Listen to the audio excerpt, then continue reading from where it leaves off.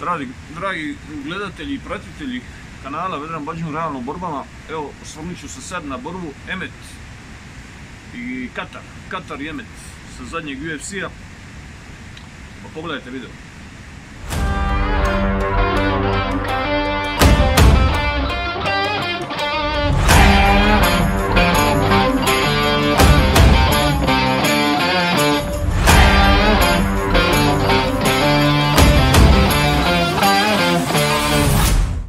Što reći od ovoj borbi? Borba sama po sebi uopće nije bila atraktivna. Puno je bilo nekako, su se respektirali i baziralo se samo na neki stand-up pokršaj, većinom u boksu. Tako da atrakciju neku nije ima. Di koja noga bi poletila, di koji pokušaj rušenja, ali jako malo. Znači, bilo je ograničeno na boksačke tehnike. Katar je radio one laktove, čudnih putanja, tu i tamo. Pogodio je jedan spinning elbow u četvrtoj rundi, jako dobar. Ne znam kako ona ostane nogama. A ovaj Emet, on je više išao na to eksplozivne, napadaje, tehnike, nešto šakama, miksa je doli po jetri, po glavi, ali većina toga je završila na bloku. Tako da meč kao meč nije bio atraktivan za razliku od čitavog tog UFC-a, baš sam ga sinoć gledao, došao sam kasno iz grada, pa imao sam vremena malo pogledat. Bio je jako dobar, znači možda je bio mismatch u većini slučajeva, zato što su završavali mečevi u prvim rundama nokautima, ali bilo je atraktivno gledati, znači bilo je dobar event, ajmo reći. Međutim, sama borba glavna između ove dvojice bila dobra, taktička, ja sam isto tu uživa, ali nije bila atraktivna, moramo priznati, sa nekog prosječnog tamo Amerikanca što ispija pivšu i što udla, a ne razumijem te njihove stavove, kad vide kameru svi to mi je presmišno, stvarno teški idiotizam, ali dobro, oni su takvi šta.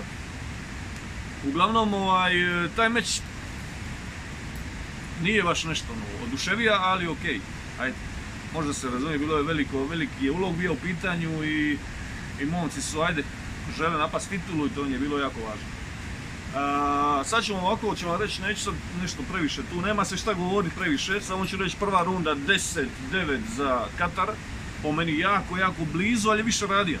Iako Emet je pri kraju runda uvijek krenio kao zaustaviti dojam, ali mom oku sudačkom, oštrom, nije promaklo da on tu nije pogađa puno.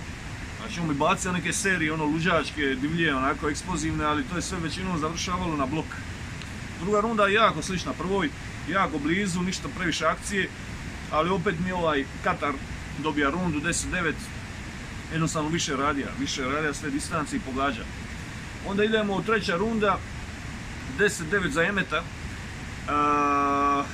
tu je ostvario prednosti i zadržaje i uvijek je tokom meča do tada bilo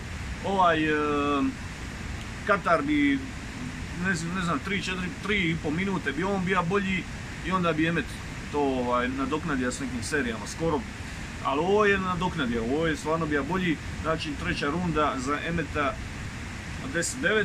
Onda idemo u četvrtu rundu koja je bila najbolja runda u meču, to je bio onaj spinning elbow koji je pogodio Emeta u čelo, ne znam kako ostane nogama, stvarno ga je skinio dobro. I tu rundu je, recimo, Katar dobija baš nije bilo dvojbe. Znači 10-9 isto, ali većom razlikom. I onda zadnja runda, 10-9 opet za Katara po meni, mrvicu bolji, ali bolji.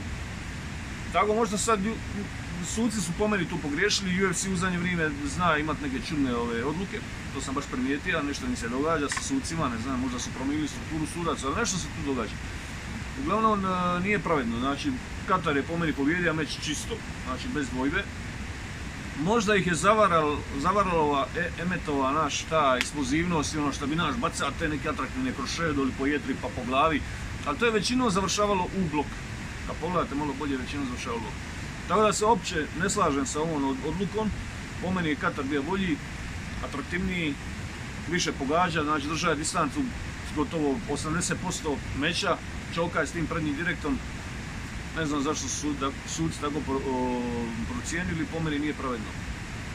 To je to, ljudi moji, za ovaj video sljedeći će biti, ne znam, vi slobodno napišite o čemu, Vedran Bađun, realno borbama.